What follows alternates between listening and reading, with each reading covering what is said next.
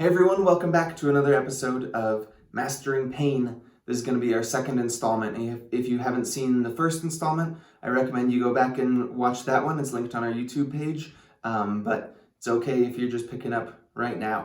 So today we're going to further talk about the link between context and pain and further the divide between tissue damage and pain. So let's start by reiterating two very important concepts. Number one, there is no single area of pain reception in the brain. The brain always relies on pulling from multiple areas to create your pain experience. Number two, there are no pain receptors in your extremities. There are nociceptors, which sense threat and possible tissue damage.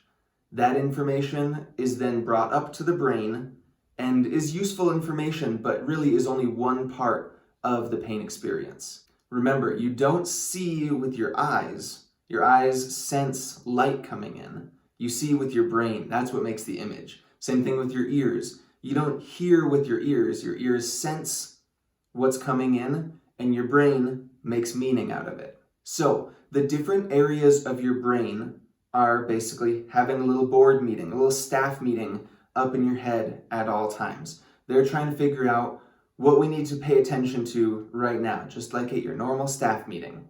This meeting in your brain is taking into account nociception, that threat reception, but it's also taking into account your mood and your current level of anxiety, the social norms and pressures that are put on you. What's your work status? What are your overall life circumstances? So you've all been in meetings before. Everyone's got something to contribute, and it's the group's job to figure out what are the most important things to pay attention to right now. If we took into account every little idea that everyone had, we'd be completely overwhelmed and we wouldn't get anything done. So the goal of the staff meeting in your brain is to figure out what we need to pay attention to right now. And so based on this meeting, this is how we can end up having extreme pain when there's little to no tissue damage, or have no pain when there is extreme tissue damage. So let's go over some examples. So we've all had times when we've looked down at our arm and found a cut or a bruise or a scrape and looked down and said, how and when did that happen? I didn't even feel it. All of those happened when your brain was focused on something else that was more important at that time. Think about athletes, wrestlers, football players, marathon runners. They would have no success at all if they had to stop every time they felt a little bit of tissue damage and attend to it. And now, athletes are one example. What about more everyday examples? People who work physical labor jobs, farmers, construction workers, Alaskan crab fishermen, wilderness firefighters. They are faced with the choice every day. Pay attention to the pain or the cold or the heat, or keep working your job and continue to get paid. The choice becomes very easy in that sense. Think of the voices that would be speaking loudest and strongest at that staff meeting. Those are the voices that are ultimately going to get heard, and their plan's going to push forward. We need to focus on keeping our job rather than the little bit of pain that we're experiencing, even if it ends up being a lot of pain. What about survival situations? There are countless examples of people doing extreme things, cutting off their own limbs, walking hundreds of miles, inflicting extreme harm on themselves, and they experience it with little or no pain because their brain was thinking about something else. Their survival is more important than attending to this pain, even if it's really extreme pain. I was recently listening to a podcast about a physical therapist who goes down and does work in Haiti, and he saw a patient with multiple fractures in his arm but didn't have any pain. I mean, we're talking multiple fractures. He called it, and this is true, a slinky arm because of how many fractures there were. But the patient didn't have any pain because of their life circumstances. So living in poverty, having no food or physical safety, his brain was more focused on his immediate threats, thinking about where his next meal will come from, thinking about his physical safety. His brain didn't have time or energy to pay attention to the broken arm because there were more important things at that time. Isn't that amazing? It's kind of crazy for us to even comprehend sometimes, but people have very different life circumstances, and that makes their experience of pain very different than ours. We tend to live a very comfortable life in this country, and that affects how much we attend to every little body sensation. Now again, this is not to discount the pain that you're experiencing. We have to take it all into consideration.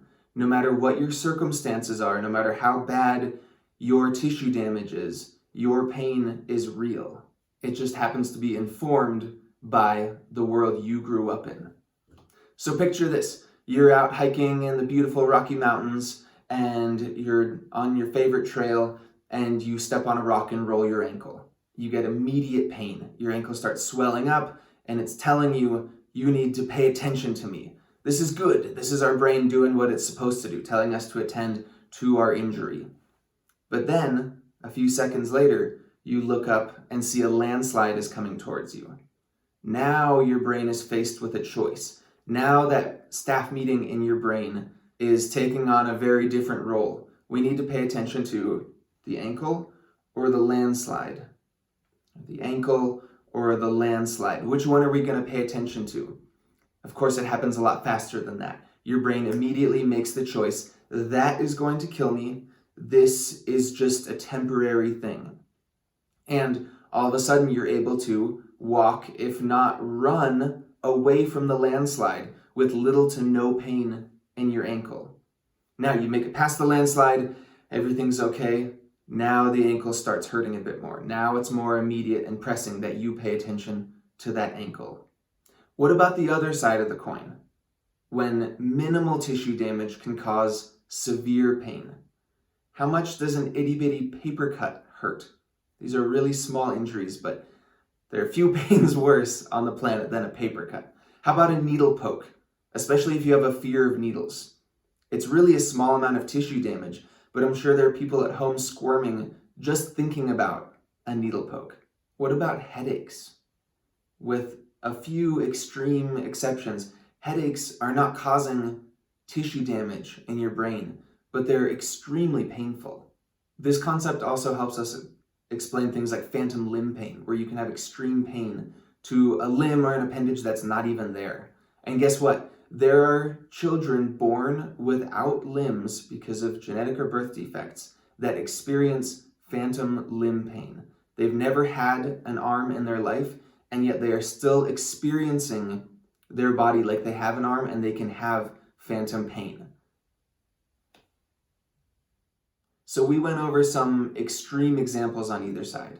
And obviously, most of life happens between those two extremes. So your homework this time is to think about the staff meeting going on in your own brain every time you experience pain.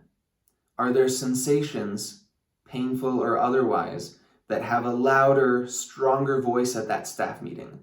And what about the voices that are a little bit quieter and shut down? For you as an individual, right now, is your work status speaking more loudly? Or is it your social life?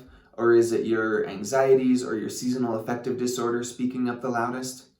Or is it the immediate threat from the landslide coming at you? So I want you to picture a little literal staff meeting going on in your brain every time you experience. Really, you can apply it to any sensation, but let's apply it to pain first off and see which voices are talking the loudest and which ones get the most representation. I also want you to think about some interesting pain anomalies that may have happened in your life. Maybe a time when you experienced something that you thought should have been a lot more painful, or a time when you barely injured yourself at all and it seemed way more painful than it should have been. I'm curious to hear what you guys come up with. So thanks for watching, everyone. This is our second installment. There will be many more to come. Definitely let me know if you have any questions. Reach out. You can email me or post in the comments. I'd love to hear your comments and questions, and I look forward to diving down some even deeper rabbit holes in the coming episodes. Hope you all are staying safe and taking care of each other. Bye-bye for now.